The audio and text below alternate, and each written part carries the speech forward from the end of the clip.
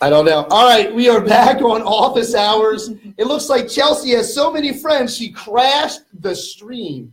So be careful with your introduction because apparently, Rick, you didn't crash the stream. Chris, I didn't crash the stream. But Chelsea, you were able to pull that off. So we got cut off right as you were introducing yourself. Your friends were probably pounding the lights and the hearts. Why don't you go ahead and introduce yourself one more time before we start the show? Chelsea Ming, Baton Rouge, Louisiana. I am the Secretary-Treasurer for 2018 for the Greater Baton Rouge Association of Realtors. I was an Inman ambassador, and I'm excited to talk about some issues with these guys. Are you sure? And we're going to learn nothing. Maybe. For those of you that may be the first time you're watching Office Hours started off as an experiment.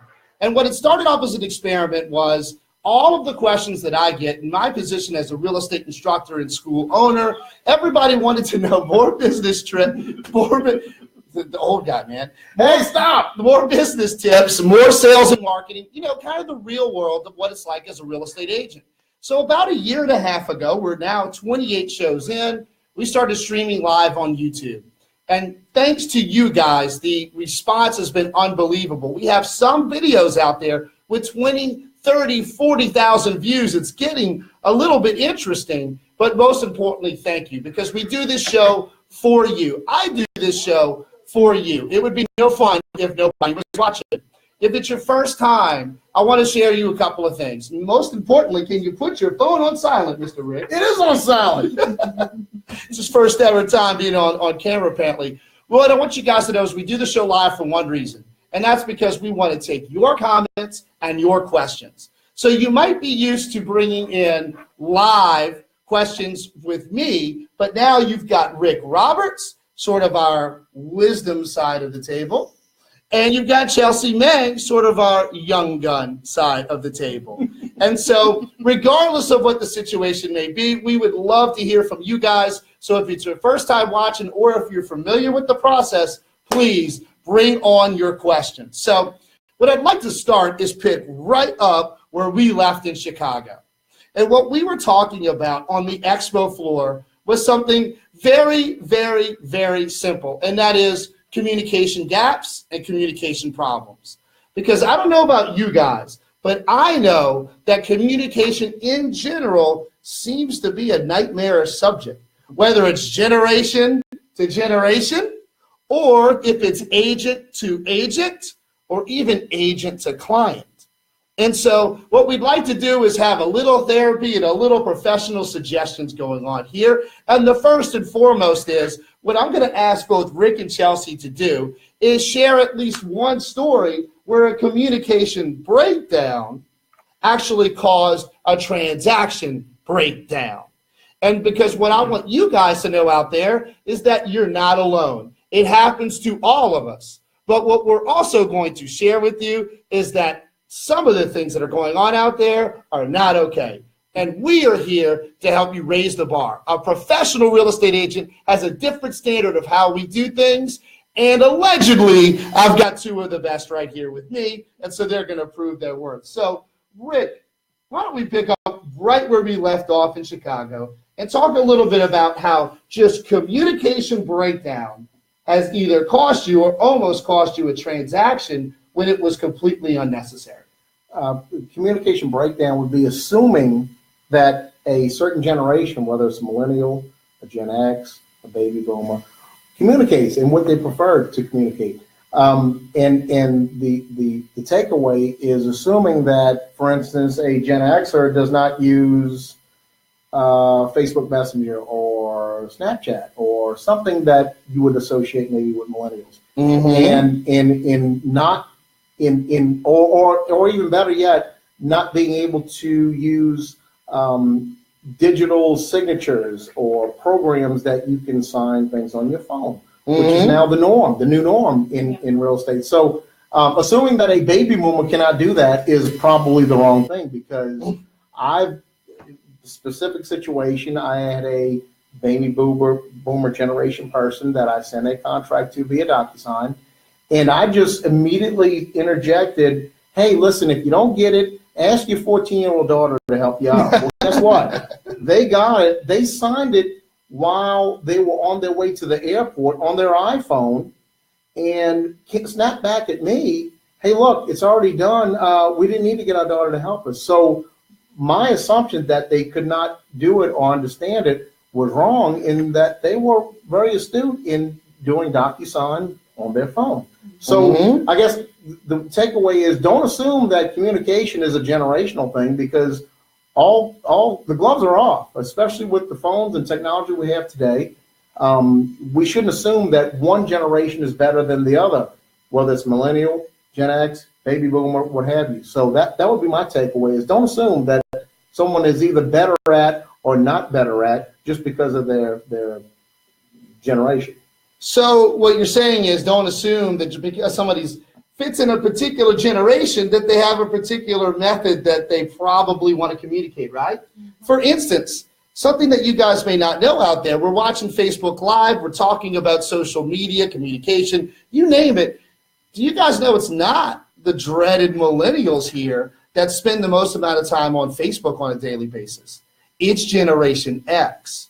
Generation X is spending the most amount of time on a daily basis on Facebook. Fact. So the idea that I'm going to assume a millennial is going to be on Facebook all day might actually be wrong.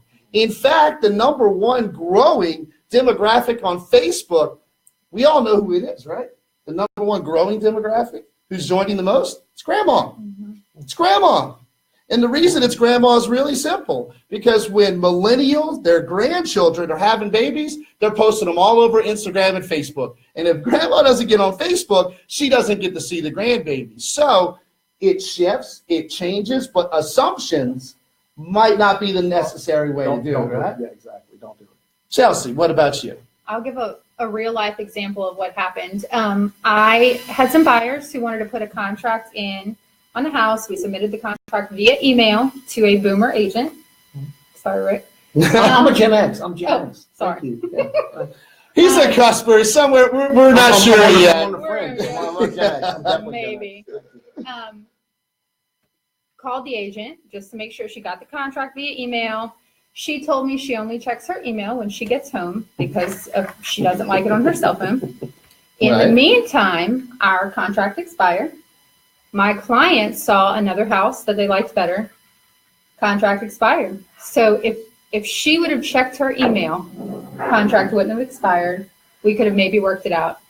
But my clients found a different house instead that just so happened to pop up in that time frame. Her clients lost out. I mean, so this other agent, their client lost out on a house that they wanted because of their inability to check their email on time before the contract expired. Yes, now, sir. I'm not going to get into rules and regs. I have had enough CE for one day. But what I will share with you is your one job as an agent is to adhere to timelines so that contracts get in on time. And so in this particular case, the simple fact that she knew it was in the email, but for whatever reason, this agent didn't check their email on time, their client didn't get a deal, I hope that client didn't work with that agent again. I don't want to know who they are, but I hope that they didn't. Well, and it's also about, I respected that agent. I called her. She told me she wasn't going to check her email. I said, the contract expires at whatever 6 p.m. today, just letting you know, because I'm going to respect other agents as well. But when it comes to the best interest of my client, they found the house they wanted, so sorry. I think that's a good point. And just out of curiosity, representing Generation X, allegedly, representing the millennials, Rick, number one, what's your preferred method of communication? Just you.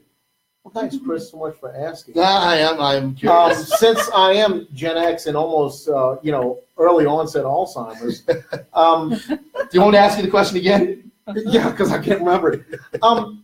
Listen, for me, I like email because I can memorialize it and silo it into different folders and know if you sent me something with a date and a time and something specific. Listen, if you call me with that and it's time sensitive or it's date specific, I promise you, I'm not going to get it. I cannot stand voicemail. If you send me an email as a follow-up to our conversation, I love it. I love to communicate via email just to memorialize the transaction. Now, that doesn't mean if you send me a text, Snapchat, I like Snapchat, Facebook Messenger, whatever, fine. I can communicate in whatever realm you want. But I might send you a follow-up email to say, hey, by the way, Chris, as per our conversation, this is when the loan officer, the appraisal's coming out, so on and so forth, just so I can silo it in somewhere that I can go back and reference it and say, hey, these are the dates, these are the things. But I'm not going to make you adhere to the way I want to communicate. I'm going to adapt to what you like. But I might send you a follow-up email just for my own satisfaction, and for me to maybe to memorialize it better for me to help you in the transaction. I think that's why it's important to ask. Ask the we other will get to agent. that. Just millennial, Chelsea, what's your preferred method of communication? Probably text. Probably text, right? And so I think that brings up an incredibly important point, is that we're all comfortable with things. Yeah. But I think what we're seeing out there is, I want to talk about agent-to-agent communication for just a moment. Okay. Because one of the things that I remember as a brand spanking new agent in my early 20s, I mean just young and fresh and naive, the first thing that I remember about this business, and I'm telling you guys the truth, was how mean the other agents were. It's the first thing I remember. And I remember it like it was yesterday, because my first client was a first-time home buyer. And I was calling on listings to make appointments to show their houses. And I swear, call after call after call was rude. Wait, who is this? And I'm like, well, it's Chris Donaldson with Donaldson Associates. I'd like to show your house. What, when? You're just short, rude, ugly. And to me, after a few of those calls, I started wondering, what's wrong with me? Or is there something wrong? Maybe this isn't for me. What am I doing? You start questioning yourself. And then I had a brief epiphany. Simple. And that's, nothing's wrong with me. Something's wrong with them. And I think that the idea of being rude and ugly to our fellow colleagues, I think, is something that is interesting to me. And I think a lot of times it might be because we've been burned before, or we've been stressed out, or maybe they've got too much going on and it might have nothing to do with me. Right. But again and again and again, I think it's important that we understand I'm going to encounter that agent in the marketplace again. They're going to encounter me again. And so, I don't know. It's just one of the earliest memories. And then as I've gone on in my business career, I have noticed that rude and nastiness is something you can't control. And so what I'd like to ask you guys is, Rick, I'll start with you. Let's say that rare instance you're involved in a transaction with somebody that's being nasty to you. It's happened to all of us. How do you handle it? Well, it depends. That's a tough one. Listen, you know. I know it's tough. This is office hours. This is the advanced class.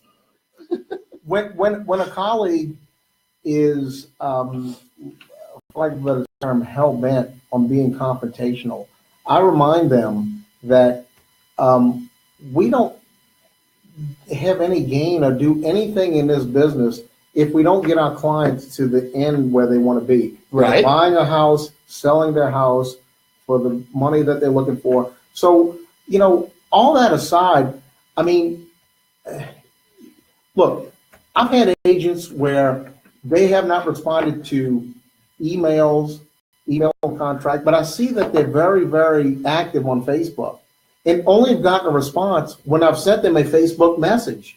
So again, I might know that the agent I'm dealing with is responsive to one media or the other, and I'll go there. But as far as being confrontational and whatnot, look, you know, I mean, this business is not about I win, you lose.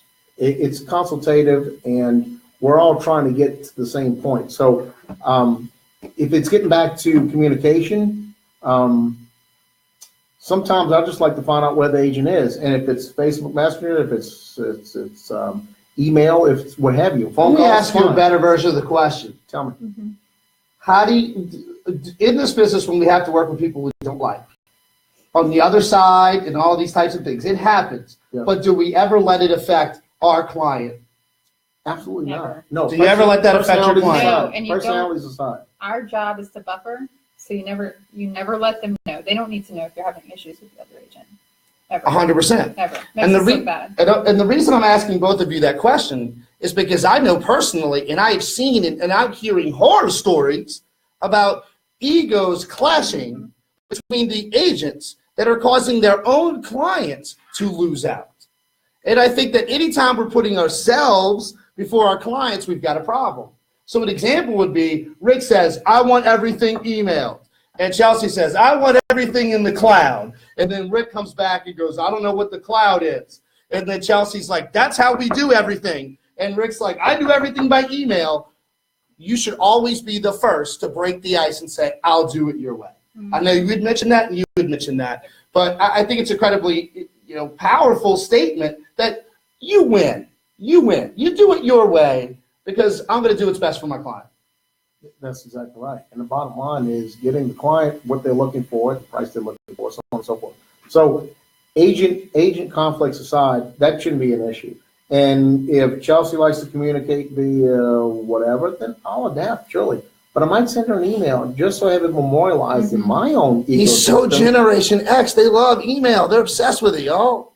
That's the proof. Yeah, right? but Snapchat. I like email too, though. Yeah, but Snapchat. I love Snapchat. You know I do. Fair enough. Fair enough. So, Chelsea, in that situation, are you usually the first one to acquiesce and say, fine, we'll do it your way because it's easier than to try to fight the battle of wills with the other agent? I like to think that I am. I mean, really fair enough. not perfect, but I try. I ask, You learn pretty quickly what they're going to do, how you need to be communicating with the other person. If I'm calling and I get a text back immediately, they're not going to answer your calls. You're going to text them.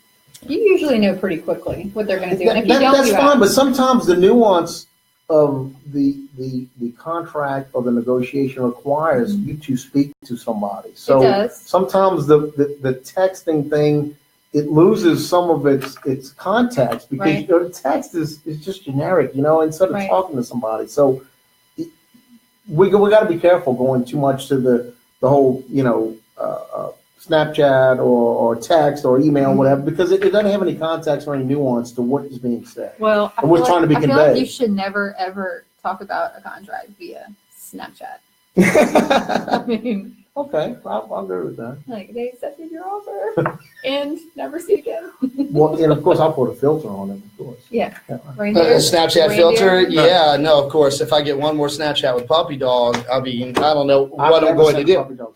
So a couple of things, guys. We're a few minutes in here. Thanks for bearing with us as far as the technical problems. You can always find us on the watch page at christalks.com/office hours. So it's live there. We're live on Facebook. We appreciate you guys coming on in.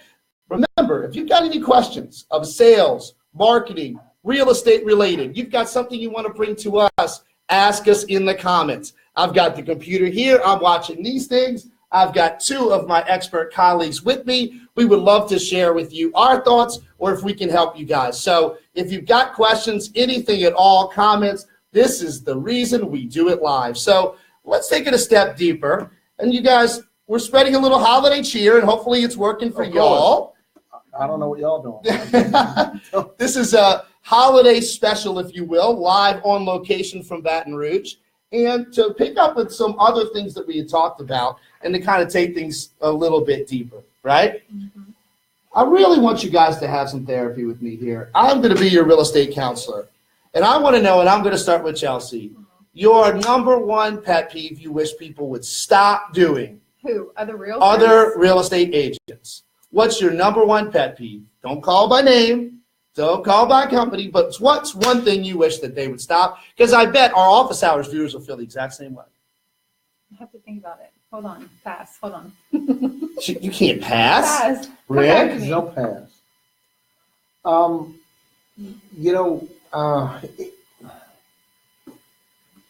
Answering for their clients before they speak to their clients. I've had agents who said, "Oh, they're never going to do that." Really? Did you ask them? I mean, the way things change in the landscape of transactions and people who are listing a house, selling a house, whatever, it changes almost weekly, or daily. I mean, so to answer on behalf of your client before you ask your client, for me, is a pet peeve. I mean, propose it to them, present the offer in the best light. Don't assume that your client's going to do X because we don't know that until you actually present it. So then maybe that's my pet peeve. don't answer on behalf of your client until you've spoken to your client. Chelsea? I have a random one. That random is good. Okay. And you guys out there that are watching, post your big pet peeve in the comments. I want to see what bothers you the most. Mm-hmm. This is a chance. This is a therapy session here during the holidays. What are we going to eliminate about the professionalism problem in our industry? What bothers you the most? What bothers me is if I schedule an appointment for a listing to show it. Just say for tomorrow. They get an offer today. They work the offer, accept it. Meanwhile, we wanted to see it tomorrow morning. We have no idea. We had no chance to get in on it. I feel like that's a disservice to that seller. Sure. My clients would have maybe gone today instead of tomorrow if they would have known. No? Yeah? Check with the compliance officer here. No. That's simple. I think that's just courtesy 101, right? I think it's just, and when they call me and say, I'm sorry, it's pending. We just got an offer a little while ago and we accepted it. Or we're negotiating it or we countered it. My client might have come in for hire. You never know. You never know. I like, as a listing agent, if we get an offer and there's a few showings set up, I like to at least call that other agent to let them know so they can maybe ask their clients. I feel like that's give the opportunity to, I feel like that's the best interest of the seller. And listen, getting back to knowing the agents too.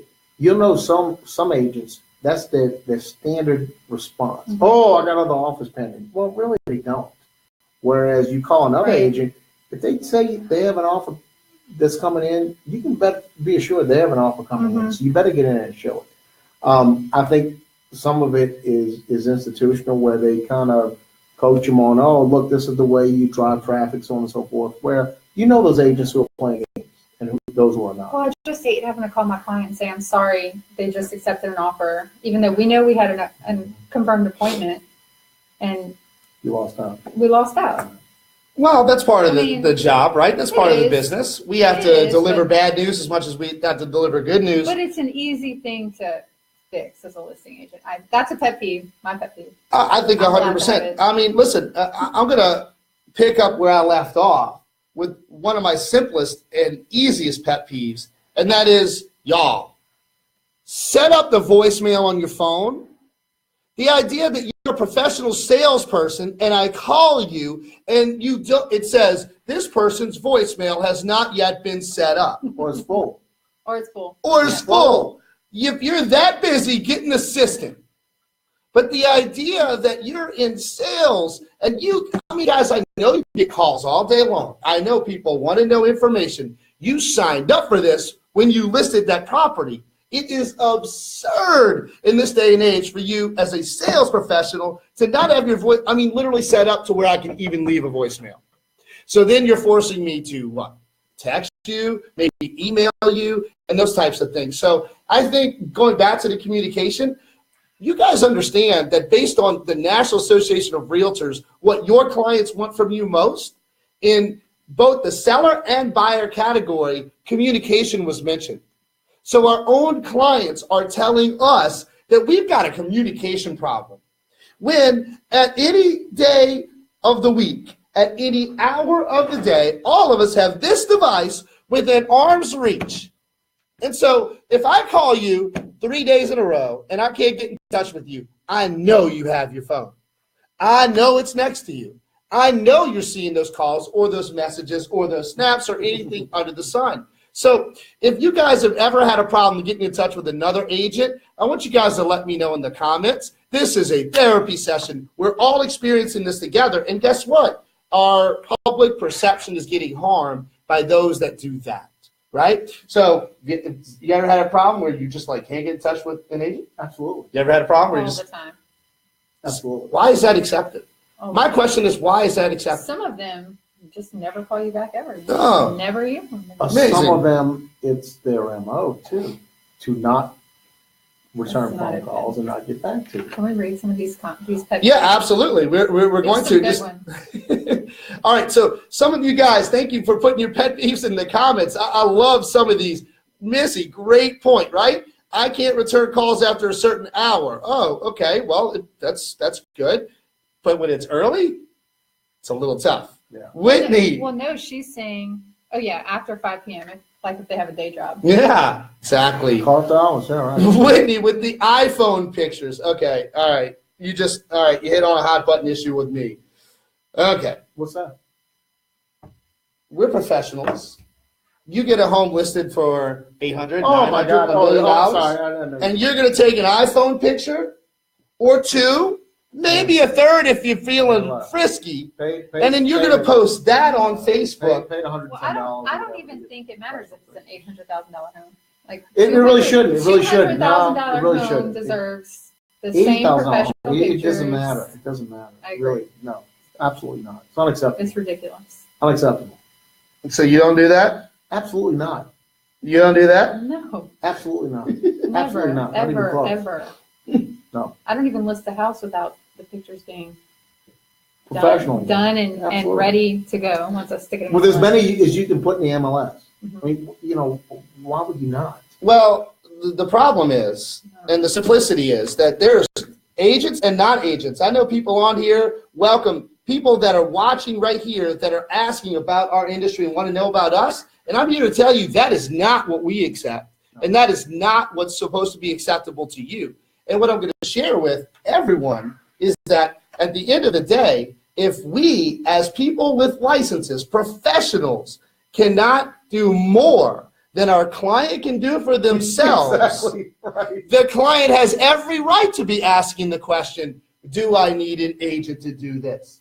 However, agents like Rick, agents like Chelsea, the peanut gallery back here that you can't see, these are true pros that will do so much in everything that they can, from professional photography to professional marketing to communication. All the stuff behind the scenes that you don't see is worth its weight in gold. However, there's far too many out there that are, for instance, my biggest pet peeve of them all is the iPhone picture on a coming soon listing from the car with the window rolled up. That's called a drive-by shooting. Drive-by shooting. Like, do you think that's going to increase the excitement for this new listing coming on board when you can't even roll down the window, much less stop the car?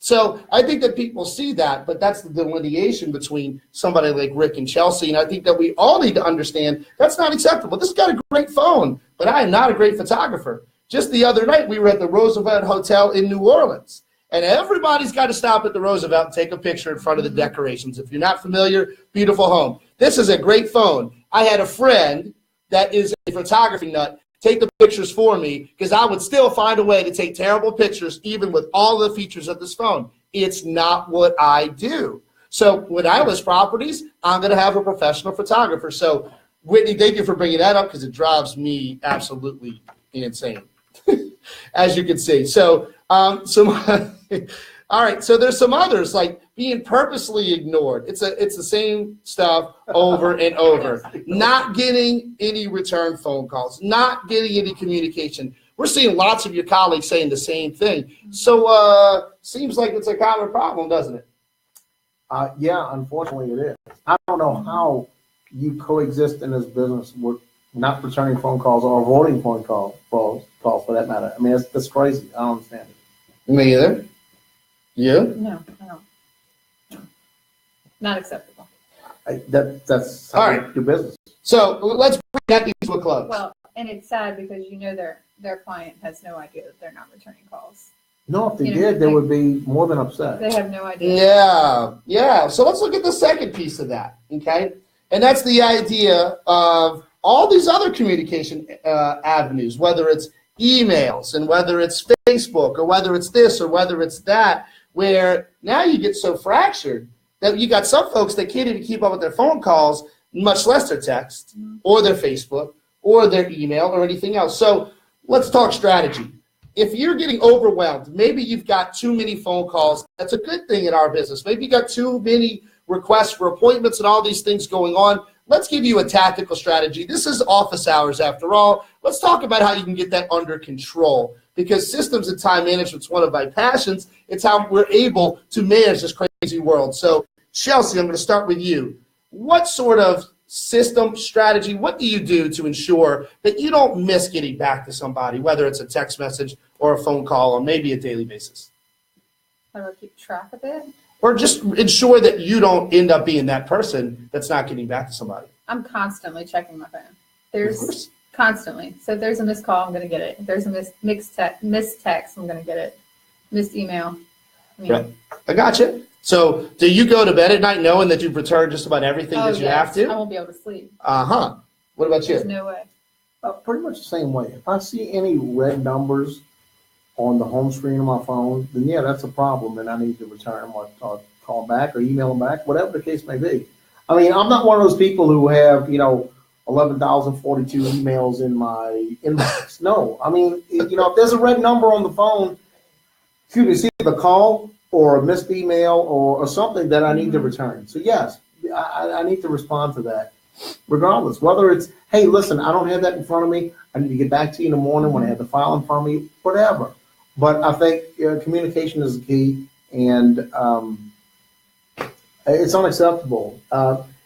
If we're out on property, if we're doing whatever, great, we have assistance. But the bottom line is you need to get back with your clients. No, you have assistance. Not everybody out there can afford an assistant. You have an assistant. I understand, but at the same time, the buck stopped for me. So, that's right. Listen, I need to get back with them before the end of the day if they have something that's pertinent or needs to be addressed.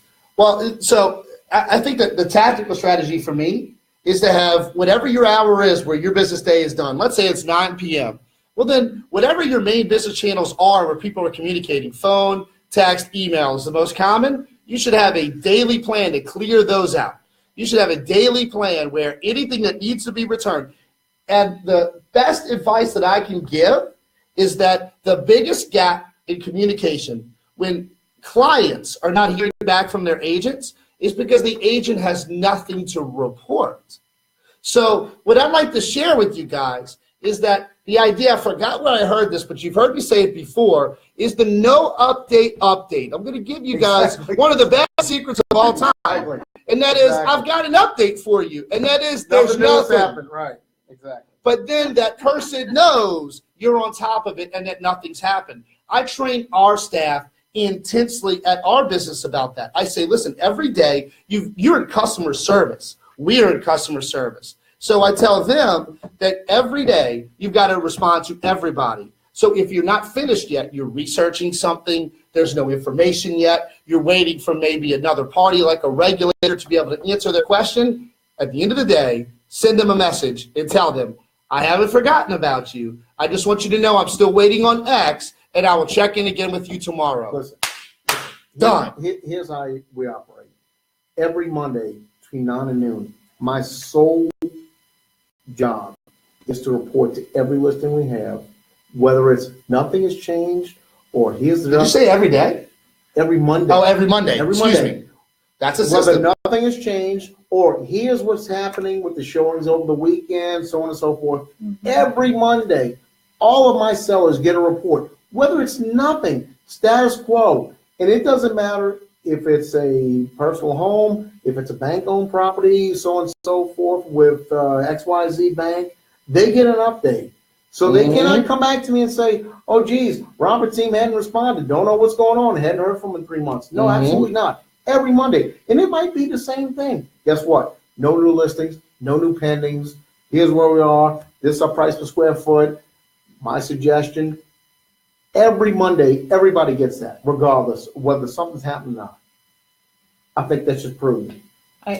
100%? Same. I do the exact same thing every Monday. Yeah. Every Monday. Because things happen over the weekend, showings and whatnot. They want to know what happens. What's going on. Yeah. If we get a lot of activity or something happens that we. But it's a simple task, and it's simple that can be done with, all the technology and tools we have. It's very, very simple. MLS provides us all kinds of things that we can use and provides our clients. There's no excuse for somebody saying, hey, I listed my house, hadn't heard from a realtor in 3 months. That's ridiculous. That's unacceptable. It's 100%. It does happen. But so, by the way, office hour, all of you guys that are watching live, I want to show you one thing. The first time I asked the question, both Chelsea and Rick were like, no, we really don't have a system. I dug a little deeper. They've got a system.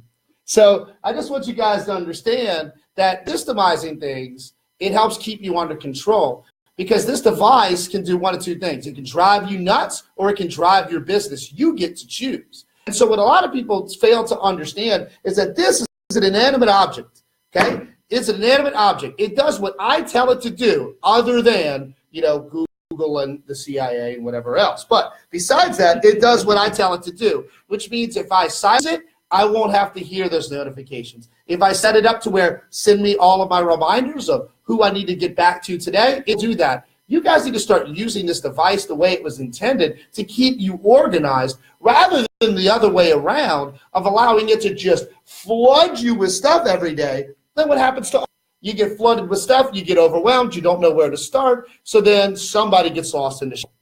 So as an example for me, I don't have my emails pushed to my phone. Now, I'm not working in the same capacity as you guys like I used to, but if I had my emails pushed to my phone, that's all I would do all day.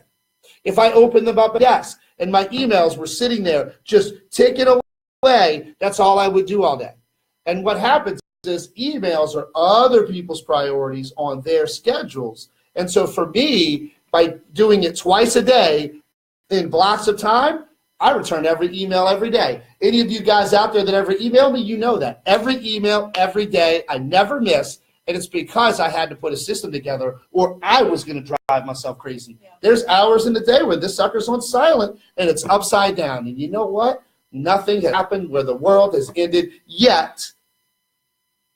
And so I just want you guys to understand that having a system in place is what's so important. I'm going to go get the charger before we die here. You two keep the show going. All right, fair enough. Look, emails is my lifeblood. I mean, I like them. It helps keep me organized. Again, I send out emails, follow-up conversations every Monday to all of our sellers. If it's, of course, buyers, we're getting emails from lenders, appraisers, things, and I like to memorialize that in an email. Doesn't mean I don't call them. It doesn't mean we don't keep them up. I like it because it keeps it in one central location where I can go back and reference the appraisal was done on this date, and we can go back and reference that. I mean, I don't know about you. I mean, you have a paperless system, I believe, right? All paperless. And does that alert your clients? I mean, how does that work? What do you mean? As far as trigger dates, due diligence, appraisals done, that sort of thing. Do you have to manually send that out, or does that go out to your clients automatically? I manually do everything out. I have a system that automatically sends anything out. But for the most part, yet. But again, email's my thing, and I look. That's paperless. Well, it is, but it still helps me in the sense that look, if you're doing transactions, again, you can't always remember dates and times and things and due diligence and all that sort of thing. So, every Monday, everybody gets an update. Buyers, sellers, all that sort of thing, but especially sellers. I mean, because that's the biggest pet peeve that most sellers have, and most, I think, the public has, is that, hey, my realtor listed my property, and I haven't heard from him in 2-3 months. No agent feedback. No, updates on what's happening in the market. I mean, as soon as I list a property, I set them up on an MLS update of all new properties that are coming up in their subdivision. So they know before maybe I do. If we're sitting here and somebody enters a listing that's in their subdivision, they might get it before I do. But they're on the cutting edge of what's happening. Technology provides us that information. There's no reason why we can't share that with our clients. Right. I mean, because they're on it. They're on it. They need to know that. So it's silly to say, oh, I don't have time. I can't get to it. I mean, that's unacceptable. I don't buy that. And if you're hiring an agent to do, a professional agent, take pictures, market your property, keep you informed. There's no reason why you can't do that with today's technology. There's really no reason why. Yeah, I mean, all these avenues to keep in touch with people, right? So it's painfully easy. All right, all of you guys that are watching right now, I've just got a question for you. If you want me to dig a little deeper with these two to talk a little bit about what's made them successful, Rick has certainly He's wise and Generation X. He's certainly shown that he's a successful agent. Chelsea is what we would call a rising star. She's doing an amazing job. She would not be sitting here on the office hours set if she wasn't. So if you guys want us to talk a little bit about the tactics of what you can do in 2018, what works for them, why don't you give us some hearts? Give us some hearts on the live broadcast, and let's see if I can drag some of these things out of these folks. So if you're watching, Whitney, Christina, Pete, Missy, give us some hearts, or I'm not going to pull it out of these folks. There we go, Wade. That's what I'm talking Wade, about. Pete, Right. look, even I got an angry face. What's with the angry face? Is Norman still on? Norman's on. Sorry. All right. Hey, Kim. So Rick, I want to start with you, bud, and that is, what's old is new again, and what's new is old again. And we talk about this a lot.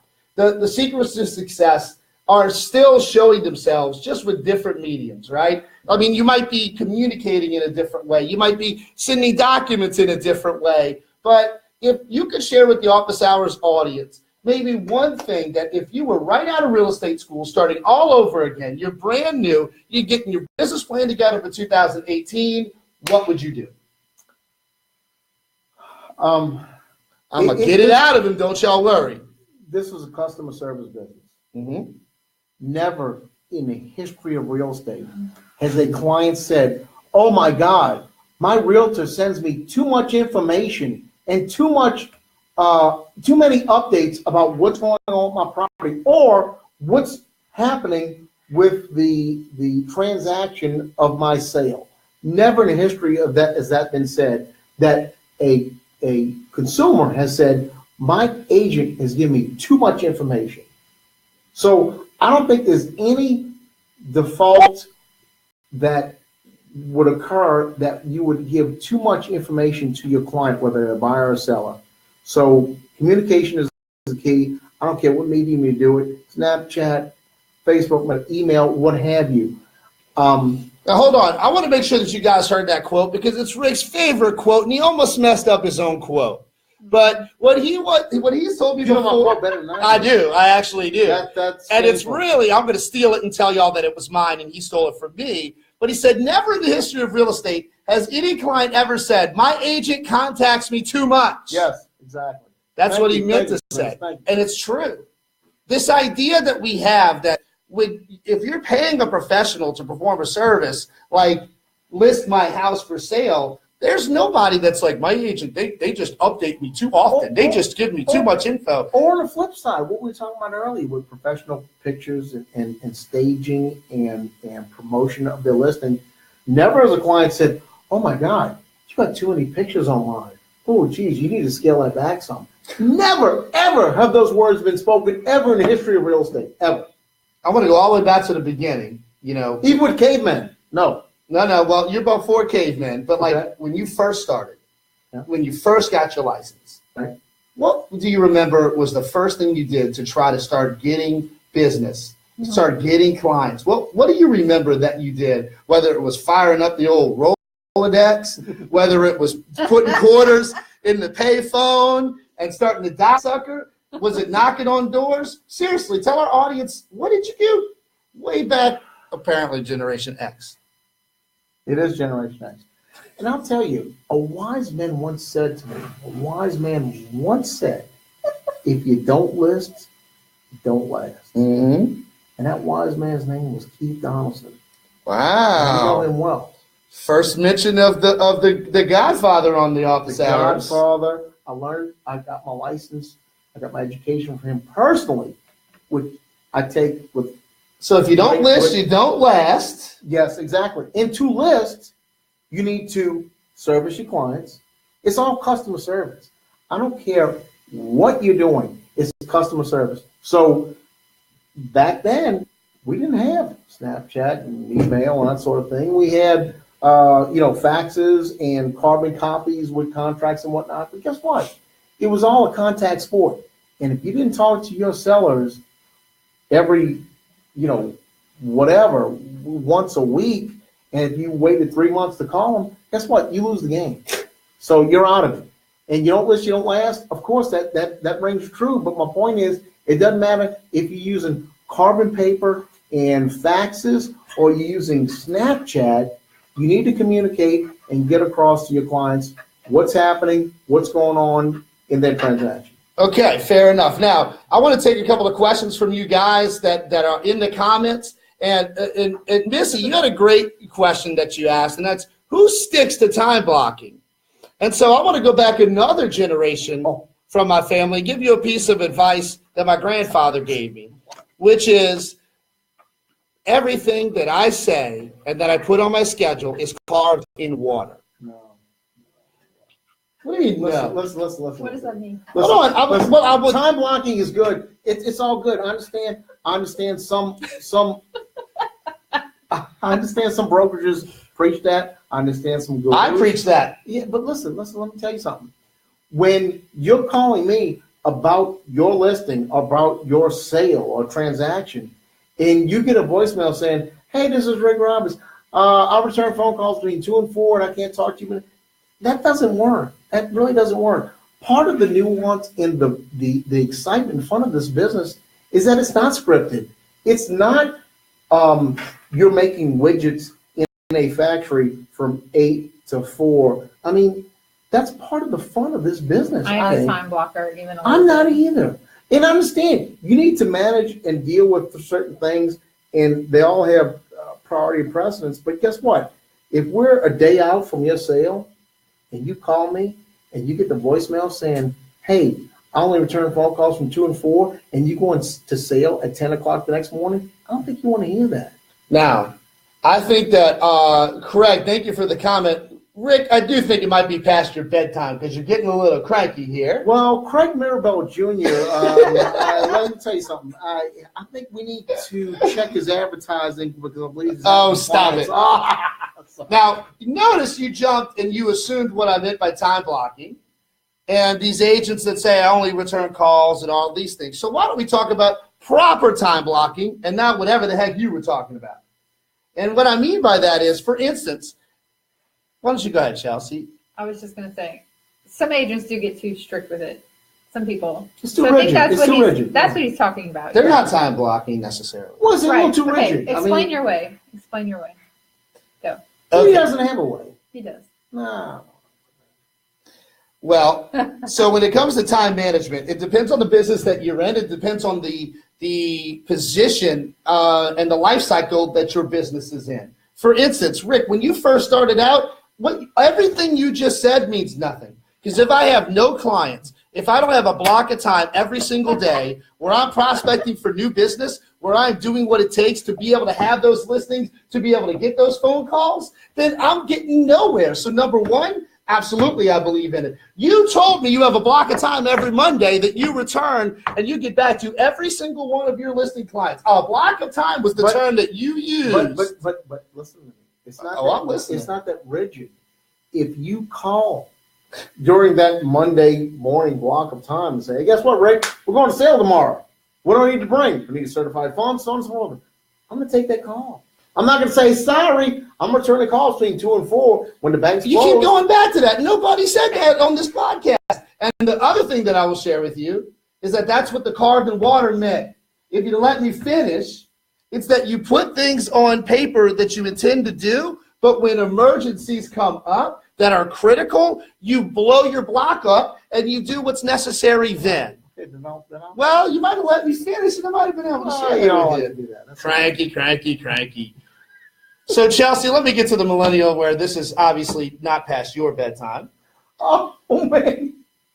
And let's talk a little bit about when it comes to setting these various things up and the things that we're talking about earlier, which you said, who sticks to time blocking and all that. Is there not one consistent thing that you make sure that you do every single day as a real estate agent? I have my days. I block my days off, I guess.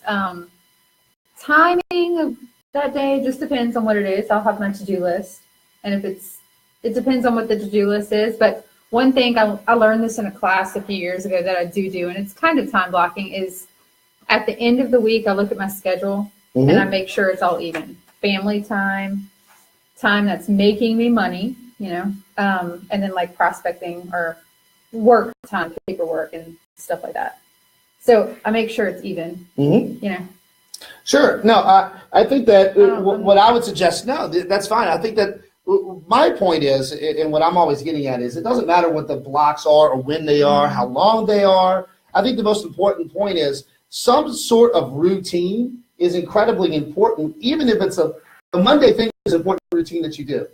And so what a lot of people on a daily basis, a 30-minute block of time where you sat there and you just made sure you got back to every single person that contacted you, text, email, phone, whatever the case may be, you would live a stress-free or a much more stress-free existence because you wouldn't have all those things hanging out. Well, because it's a preemptive strike. It's a preemptive strike. Proactive versus reactive. Exactly. So let me explain to you that my theory on everything is to be proactive rather than reactive. So as an example, the no update, that whole purpose of that call, text, or email is being proactive, letting you know that I don't have to wait until you call me panicked tomorrow because you didn't hear from me, not knowing what's going on. I've already shared with you on top of it. I've already shared with you that there is no news and that I will contact you again tomorrow. And I think that the idea of not having a block of time every day where you do that, the way I learned it is actually on paper and pen. And to this day, at my desk, I still do it. I have a notebook. Amy, I see that you're on, no colored pens, but just a notebook.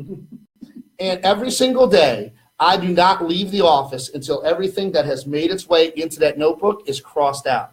And the reason for that is it only makes its way in that notebook if it's somebody that came to me, something that came to me that needs to be addressed. And that's my way of not forgetting. And so what I want you guys to understand is when I leave work, what I call a cleared notebook every day, I leave with a clear conscience too. That I don't have to worry that there's stuff hanging out there that I didn't get to. That could take 15 minutes. It could be I needed to get back to this or that or the other. But the point is, it doesn't matter what the blocks are. They're going to be different when you're trying to get listings as to when you have a lot of listings, as to when you've got transactions about to close. Your blocks are going to look different. In my world, no red numbers on the phone. No red numbers. No emails unaddressed, no voicemails unattended, no whatever. I don't care if it's a Snapchat.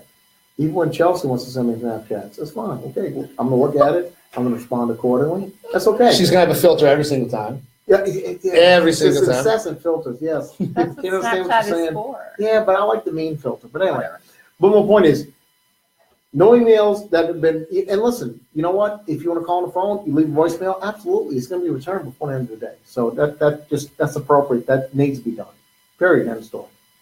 I can't disagree with that. So, Scott, that's a great point for the audience, by the way, of saying time blocks with gaps between the blocks. So we didn't even get to the system. I do have a system, but every business is different. But I think having a systematic approach will make it. This goes actually back to why I believe that many people are rude and aggravated and mean in our business and in others. And I believe it's because they are stressed out. They are overwhelmed. And you are just the next thing that they have to deal with. And so I feel like if you have a system where you're clearing that stuff out, you can relax. Then you'll relax when you're dealing with others. Then the next phone call that comes in doesn't look like a burden. It looks like an opportunity. And that's the way I like to look at what we deal with. Here's the other thing about communication. Okay. He's got a lot to say. Well, I'm sorry. First of all, Amy, I told you guys, this is our therapy session, so if you're watching at home, hopefully you're having... I like the colored pens, although your boss likes the Sharpie black marker. Of course, Norman likes the Sharpie black marker. Mm-hmm. But here's the thing. I like it simple. I've encountered a lot of situations, married couples, they don't speak. Okay? So, in my world, in email, they both get the email. So even if they don't talk about what's happening with their transaction or with their sale or what they're listing, they both get the same information. So I'm not playing favorites. I'm not, if the wife likes to call more than the husband or vice versa, I'm not, everybody gets the same information. Mm-hmm. So with an email, that accomplishes that. Yeah. Sometimes with a phone call, it doesn't happen because one thinks they're getting shortchanged because they're not getting the same information. Because the husband incessantly calls, more often the husband, and the wife doesn't get the information. So I'll follow up with an email. So both, now, I'm talking about in a marriage situation. Divorce situation, it's even worse. But that will cover and keep everybody on the same page. That's why I like the email situation. So back to email. I got you. Absolutely. I got you. Absolutely. Okay, fair enough. Okay, a couple of things just from that perspective. So Chelsea, let me ask you the same question I asked Rick. And that is, when you first got started and you're like, oh man, I got my license, I passed my test, now what am I going to do? Why don't you talk, the office hours audience does have a lot of what we call the new kids on the block. A lot of folks right out of school. Why don't you talk to them and say, hey, look, if you do this thing, this worked for me, this is something that I'd like to see other agents do that'll help you stick around and not be what I call a statistic, which is one of those that doesn't make it to the 5-year mark, which is not our audience. So why don't you give them just one thing that you did that helped build your business? I'll give a couple of things. Please One do. thing that I wish I would have done better would be to get a system that I liked from the beginning. I feel like a system? A system. I feel like there were a lot of people when I first started that contacted me, whether it be from doing open houses, and I had nowhere to put them. Right. Mm-hmm. They were like on a notebook, or I wish I would have had a system then to better organize myself. That's one. 2 would be, I'm not from, so it took me, I didn't have like a big sphere of people. Transplant, sort of, if you will, right? Yes. Transplant. So a big aha moment for me was working smarter, not harder. So I would call, and this is not for everyone, I would call for sale by owners and all that. Found out it's not for me. Cold calling, not for me. When I started joining groups of things that I like to do, so I have kids, joining the moms group and just getting to know people naturally, not being a salesman or saying I'm in real estate, do you want to buy a house from me? Just getting to know them, and then it naturally comes up, I'm a realtor. Just because you ask people, what do you do? What do you do? And they instantly, everyone wants to know about the housing market. What's old is new again, and what's new is old again, right? So a millennial, you're telling me that talking to people in the real world generated business for you. Oh, that's pretty interesting. All right.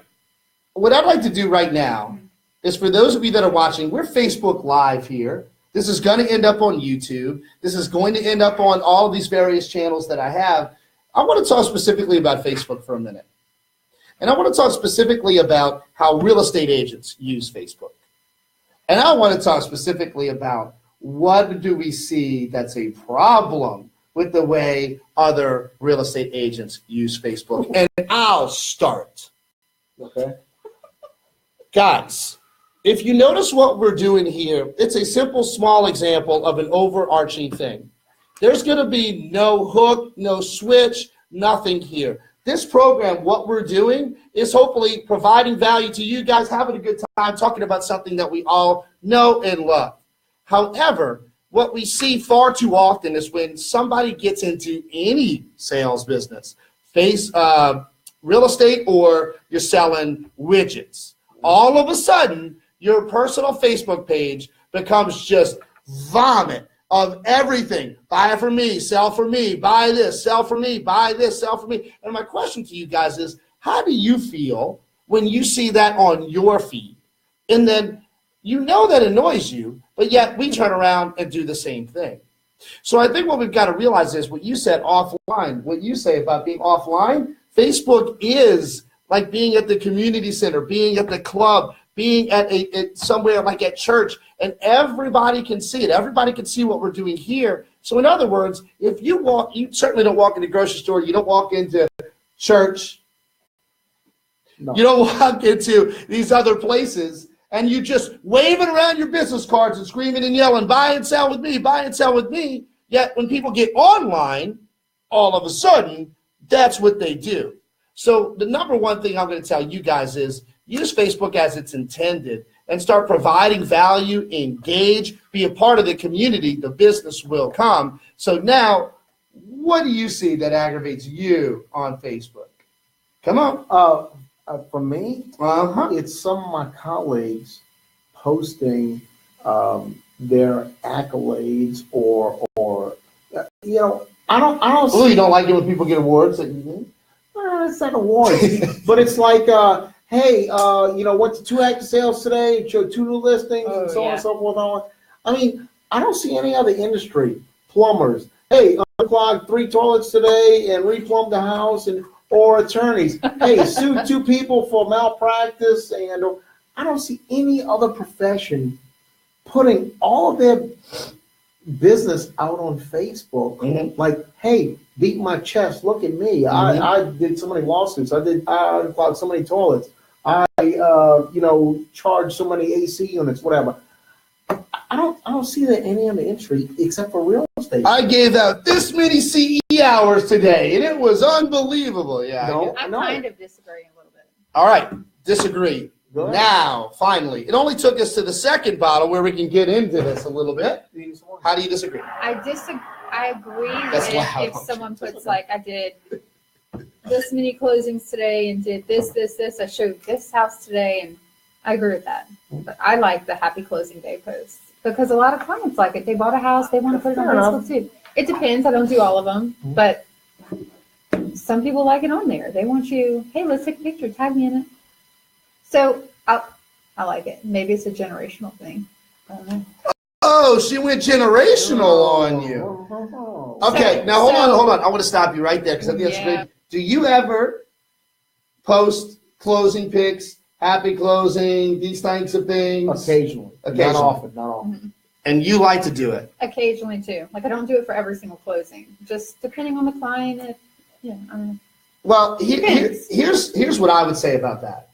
I think when that becomes a problem is when that's the only thing you post.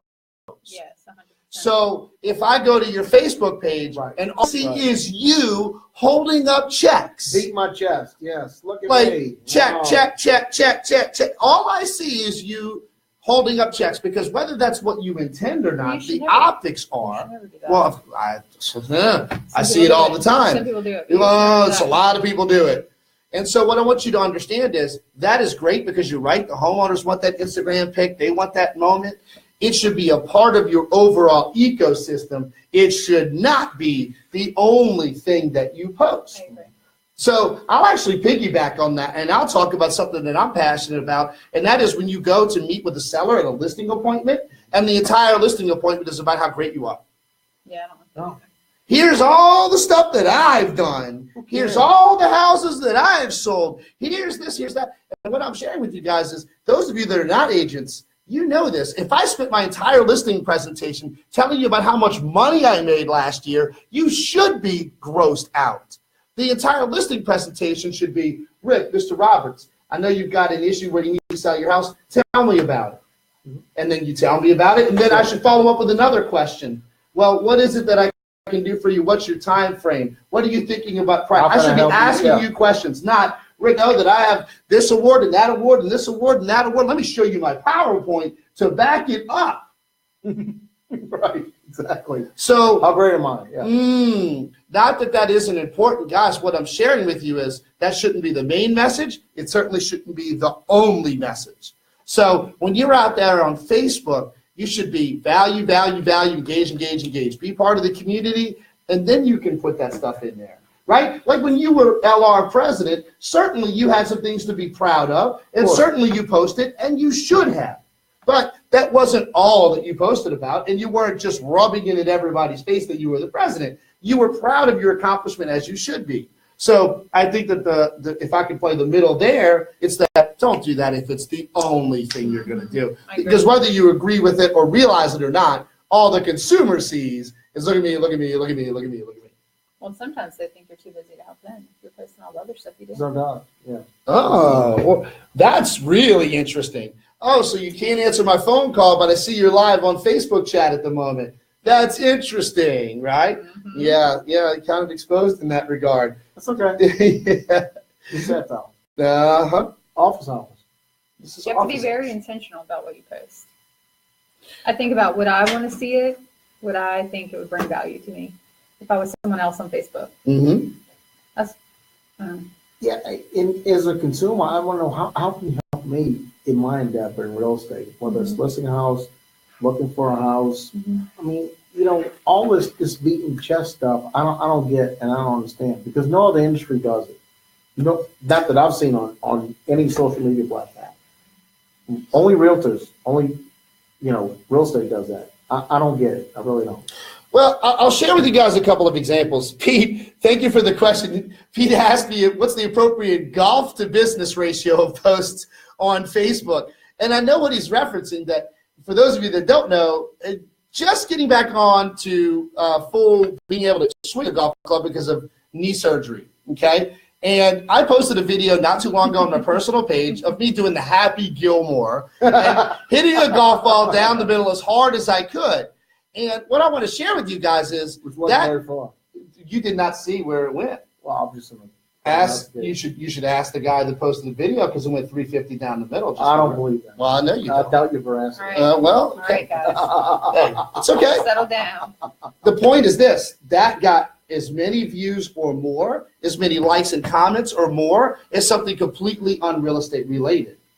And the whole point of being on Facebook is to be a part of the community and have those fun moments. That fun moment, there was no, I'm on purpose doing this so that I can generate leads, but it does help me connect with people that maybe would not have seen something else that I did. Mm-hmm. And so I think the second example I'll use for those of you that don't know is 2 years ago, I went to the Macy's Thanksgiving Day Parade.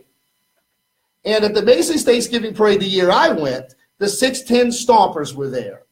And if you know the 610 Stompers from New Orleans, it's a guys dance crew. Yep, you heard me. So if you're not familiar with them, they're great. They're entertaining. They're hilarious. Well, I'm sitting there on the street corner, and I hear this giant roar coming down. I'm like, oh, must be Snoopy.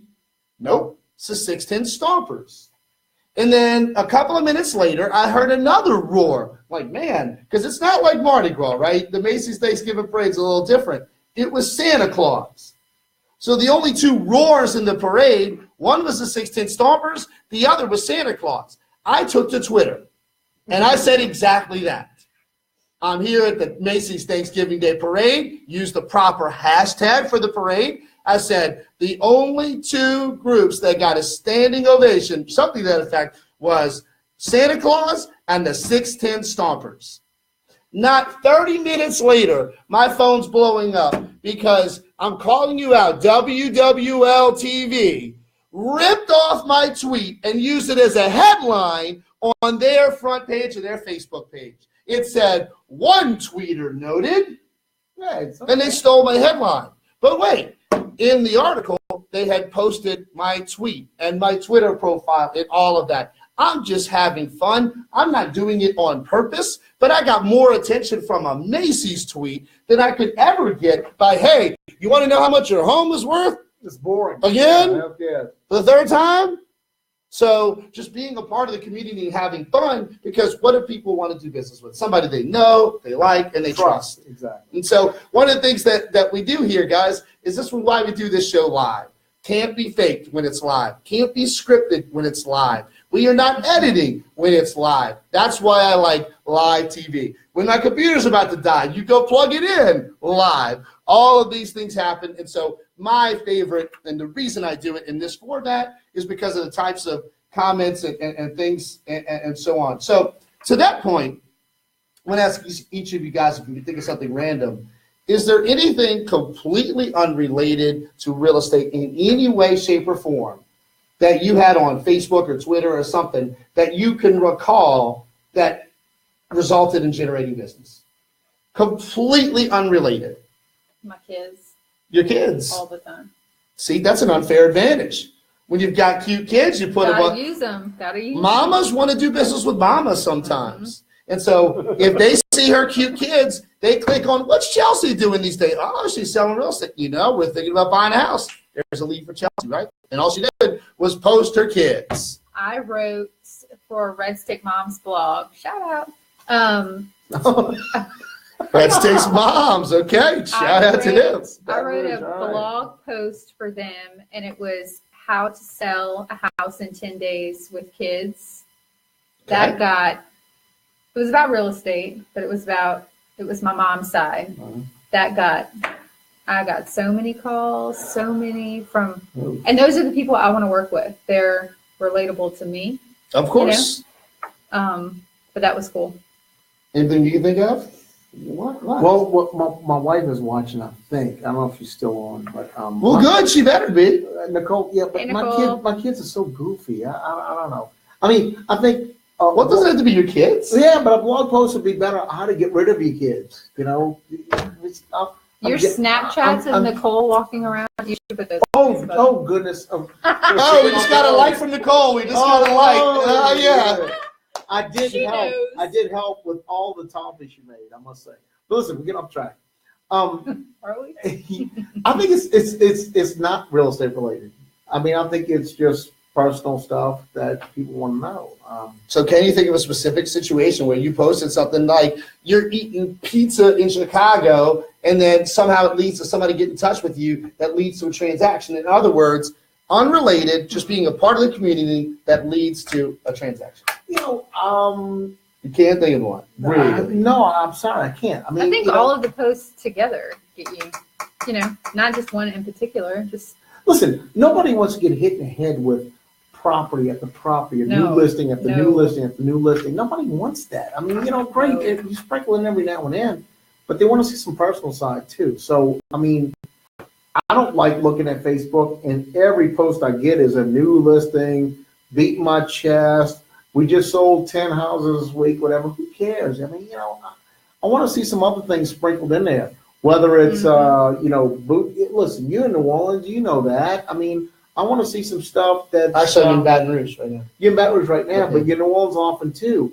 So if it's, the Boudin and Beer Fest or what have you, some other things that maybe people are interested in. Not just, hey, got a new listing. Hey, closed 3 deals this week. I mean, nobody cares about that. You can't keep bombarding them with that sort of thing. You have to post half and half. Yeah, exactly. And you have to make sure you're not posting too much in one day, too. So, what do you mean by half and half? So does that mean you have a system? Business. Yes, Chris. You have a system, so half and half. Yes. Okay. Interesting. I am very intentional with Facebook for the most part. Don't post too much in one day. Don't post your listings, new listing, and that's all you see. It's terrible. Yeah. It's terrible. People can find it. Right. They got an analyst feed. Post interesting pictures or interesting things about your listings, or if you're out showing houses and I see something really cool, I'll post that. Stuff that I would want to see. Or for instance, when I'm what's going to happen with the new tax plan? How's it going to affect home ownership? You're going to have to hold your home 5 years instead of 2 years. I mean, those sorts of things are informational that people want to know, and people are. But don't post too much of that, though. Don't all right, post too much. Stuff all I day. agree. So this is what we're going to do. We are at about the hour and 12-minute mark or so. So for all of you guys watching, thank you for hanging in there. And now here comes the good part. So for all of you guys from this point forward, we're going to call this the bonus round. And why I'm going to call it the bonus round is we're going to get tactical, and we're going to talk about very specific advanced things that you can do to improve your real estate business in 2018. And the reason I'm calling it the bonus round, don't leave, because this part will not be uploaded on the rebroadcast. Whether it's YouTube or Facebook, from this point forward, you can only catch on the live broadcast. So if you got friends that backed out, if they're leaving, if you got friends you better get on live now. She's weak. Because after My wife is weak. She's going to bail out. Oh, you think she's going to bail? I think so. The numbers are going up, so I don't know. Yeah, but she ain't going to make it. There's no way. So from this point forward is the bonus round, and only you guys that are watching live are going to get some of this. So the first thing that I would like to do, since we're watching on Facebook, and guys, even if you don't sell real estate, what I'm about to share with you works, whether you're selling widgets or real estate or insurance or mortgage or anything. Because the tactics that work are the tactics that work. And so what I'd like to share is a couple things. Number one, how do you generate business on Facebook and do it the right way? And I think that the word intentional is important. And I think that not being showy is important. And I think the most important thing to do is every single day during your block of time, you should get on Facebook intentionally to reach out to people on purpose. So what I'd like to see you do is every single day fire up Facebook Messenger and start or have or complete or check in, have private conversations with 3 different people every day on Facebook. You see, Facebook Messenger is like the new Rolodex. That's right. See, here's a Rolodex. Facebook is like the ultimate CRM. For those of you licensees who are out there, client relations management. You don't need some fancy thing. You can go on your Facebook and see that Joe Blow went on a trip to Charleston, South Carolina, and had a great time. And that gives you an opportunity to interact with them. Every time there's a birthday, you have an opportunity to interact with them. You don't need some fancy CRM. Let's talk about the birthday. Everybody watching and everybody that's on Facebook knows that every single day, the more friends that you have, you've got this obligation. It's like, okay, I got 18 birthdays today. Let me stretch. Let me get ready. But that's the thing. You don't have 18 birthdays. You have maybe 3 or 4. So to put, I have more friends. I mean, to put an abbreviation instead of saying, hey, Chris, it's your birthday, whatever. That means much more than just HPY. Yeah, I mean, yeah, really. HBD for crying out loud. You can't take the time to send a personal message. Hey, Chris, great. Look, I want you to get together, go down to Pesh, have a drink, whatever. I know you live down in the warehouse district, whatever. I mean, that is a perfect opportunity. That is your built-in CRM on Facebook. All right, so why not utilize it? Let's talk about birthdays. Okay, let's talk about birthdays. There's the delineation here that we're seeing.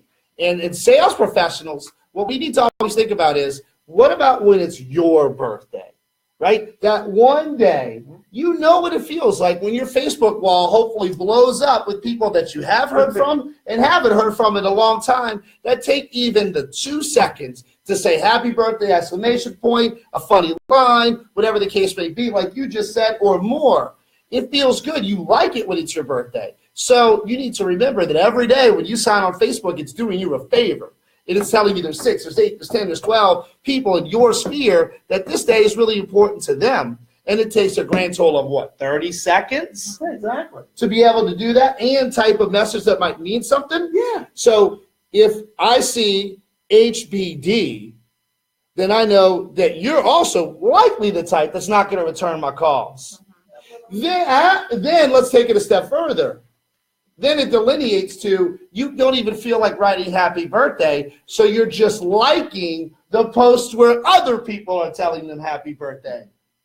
My point is, it's an example of an opportunity. But going back to what I said, if every day 3 people flip that Rolodex, just chat them up. Hey, man, I saw you posted about this. Hey, Chris, I saw that Happy Gilmore looking video. You looks like you hit it just 2 yards. It's an opportunity for me and Rick to have a conversation. Right? Chelsea sees one of her friends at her mom's blog group that may have done something, or that their kid may have done something, and you hit her on Messenger privately and say, hey, that was super awesome. I just wanted you to know that your kid getting that award, I love it. I'm super proud of you. That's going to mean more to that mom than anything you could possibly do. And by doing it privately, it's also showing that you're not intending to do it for publicity. You seriously mean it. And so that costs nothing. That costs time and effort. And I would love to see you guys doing more of that, because Facebook is all in on 2 things. Live video, like we're doing here, and their messenger platforms. So use them the way that they are intended. It's too easy. It's too easy. It's your built-in CRM with all your clients. And if you've categorized past clients, agents, whomever, when you post things, you can have a certain audience that sees it. And listen, I used to counsel agents all the time when they post pictures. They're out having a good time, having a few drinks. I'm like, hey guys, you know what? Listen, why don't you just post that to your friends, not to your past clients, not to certain groups. Get your people in groups, but Facebook is the ultimate CRM. And for birthdays, that's a perfect opportunity to say, hey, listen, haven't spoken to you in a while. Happy birthday. Great. Guess what? By the way, if you need whatever help in whatever real estate, here I am. I mean, it's right there. It costs you nothing to do. What do you do on birthdays? Happy birthday. With exclamation point? 2. Ooh, double. So if I only get one, I'll know that I'm not that important. What I don't do are the pictures that people put and says happy birthday, and at the bottom it says like their firm and their picture and all their numbers. Mm-hmm. I'll feel hurt about it.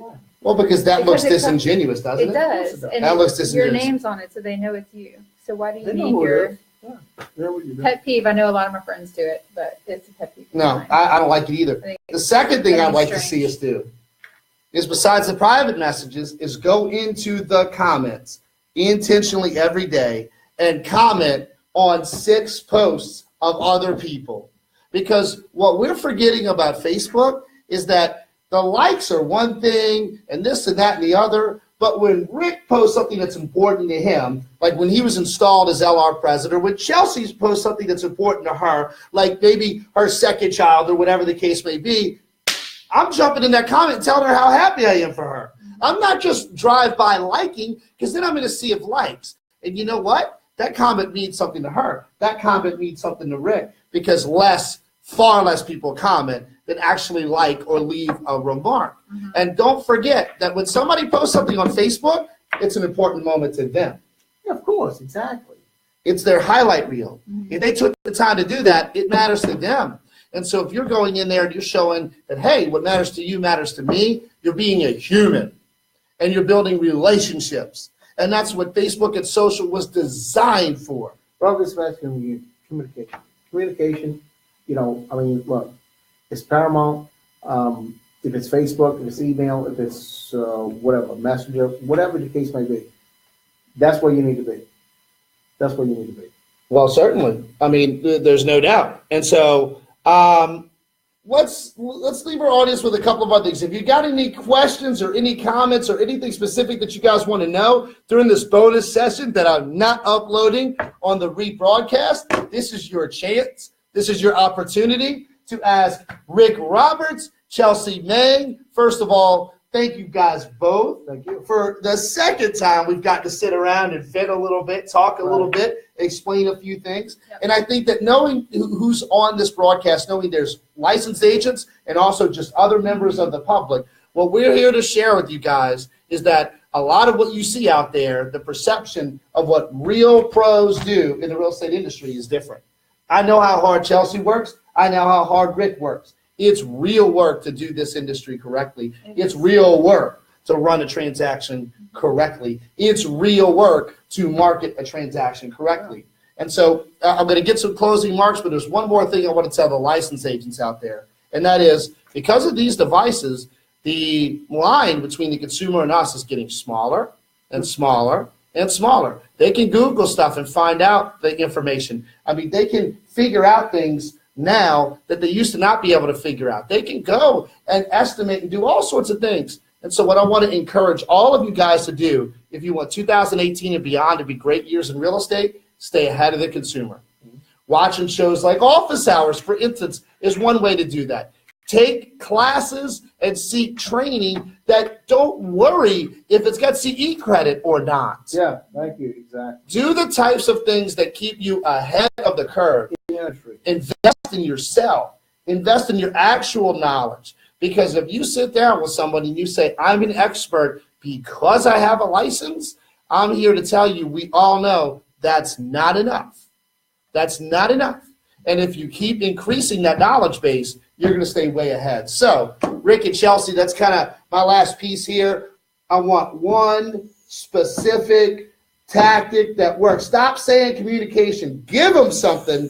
This is the bonus round. Rick, in 2018, if you can give one piece of advice to an agent from anywhere in the country that's going to see this, that can improve their business in 18, one tactical thing, what would it be? It's customer service. Customer service. It's not rocket science. I don't care how you do it. Email, Facebook, Snapchat, whatever. It's customer service business. That's it. They don't come to you because of your real estate acumen. They want to know that you're empathetic to their needs, what they're looking for, what their desire is, whether it's buying a house, selling a house, whatever the case may be. They want to know that you're interested, you're engaged, and you're getting the information to them on a timely basis. I don't care how you do it. Mm-hmm. That's it. And I take it goes back to communication. It really does.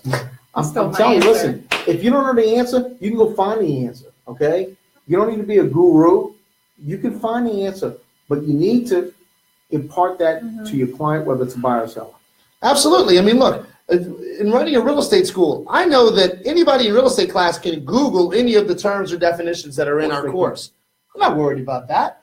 I understand that. So when we're building our courses and our content, we're going to take that definition and we're going to show you how to practically apply it, what it means to you. So much more than just what Wikipedia or Google is going to show you. My 14-year-old gets on Google and finds out whatever. But he needs somebody to translate the information and what it means to them in their locale, their house, and their situation. Exactly. Boots on the ground. There you go. I would say your same answer. I'm trying to think of what Customer service would be your same answer? Customer service and probably consistency and being a professional and having a system. That's a system. So I think that what we're gathering from you guys, and I think one of the most important things here is that I think customer service is the delineating factor that's going to separate the agents that survive and the agents that don't in the next 5 years. I think we're so wrapped up in lead sources and lead gen and lead conversion and this and that we're forgetting the core principles of being a human being and actually taking care of the people that want us. So in my business, you can see those tenants. Any of you guys out there that ever contacted our main company, Donaldson Educational Services, that I run, I am so obsessed with customer service that literally there are timers on phones and emails and how long we are supposed to get back to you. And we are available by every possible channel. That is very difficult for me to manage. The fact that you can hit us up on Facebook, Twitter, email, call, letter, walk-ins, you name it. And my staff is charged to handle all that because all of you guys have your own personal channels where you're comfortable and where you want to communicate in that moment. And so I understand that if you're a consumer to earn your trust in business going forward, that we need to serve you above and beyond. So as an agent, you've got your phone here, you've got your phone here, I've got my phone here. We can do that. And we can do that effectively. And so if you were to emphasize one thing in 18, it's don't be a mean person, right? Communicate with your clients, respect your fellow colleagues, and just take the bar of customer service and raise it. And here's the final reason. Here's the final reason why. Because I don't care much. You've heard me say this before about the Better Business Bureau, but I do care about testimonials and reviews. And I think that in the next 5 years, gang, the delineation is going to come when Chelsea's got 5-star reviews everywhere, when Rick's got 5-star reviews everywhere, when Chris has 5-star reviews everywhere, and the agent that doesn't answer their phone is going to have 1-star reviews from their clients saying they don't answer their phone. Right. And I'm telling you that Google ranks that, Facebook ranks that, Realtor.com ranks the local profiles by that. So guess what? The consumer's got power now. And so therefore, we've got to adapt to that and understand that customer service, communication is as important as ever. So any closing thoughts? Anything else besides what I just said? Nope. You're going to get me all ranty over here. Yeah, no. No, I mean, no. Good. It is my show. It is. Speak to realtors. Look forward to the new property disclosure coming. In Louisiana, yes. Yes, of course. In Louisiana, we got some things to look out for. So a couple of notes, guys. If you are not a part of the office hours list, I want to highly encourage you to go to christalks.com/office hours. All I need is your first name and email, and you guys can both attest that literally this started out as a side project. It's now the office hours project. The entire thing that I'm doing here is for you guys. There's no now, buy my course. There's no now, do this or do that. This entire show, I love this business. I love you guys succeeding, so where we are building an ecosystem for you. So if you'd like to be a part of it, if this is the first time you've seen it, if you're watching the rebroadcast, make sure that you go to christalks.com/office hours, get yourself on to our list, and be a part of the next live broadcast. Yes? I'm doing my closing stuff. How about a couple of shameless plugs for Chelsea? Shameless plugs? Yeah. Shameless plug. TheRobertsTeam.com. Hit it. Very good. Chelsea, how can people get in touch with you? Facebook, Chelsea Maine. I don't know. I don't like that. RobertsTeam.com, baby. Hit it. Y'all know where to find me. All right, so we're going to practice this again. So, Rick, if somebody wants to get in touch with you or possibly do some business with you that's watching this, how can they get in touch with you? Go to TheRobertsTeam.com. Hit it. Chelsea, if somebody's watching this and may want to do business with you or get in contact with you, how can they find you? Facebook or homesinbr.com. There you go. Yes, right. And guys, in the comments and in the show notes, and if you're on the email list, you will get an email after the show that will link to anything that we may have talked about, some timestamps, and all of the ways that you can stay engaged with us. But for me, I'm humbled, I'm honored, I appreciate you guys taking time out of your schedule to watch us, because at the end of the day, I am doing this show for you. If you keep watching, I'll keep doing it. So thank you very much, and I will see you guys on the next episode of Office Hours.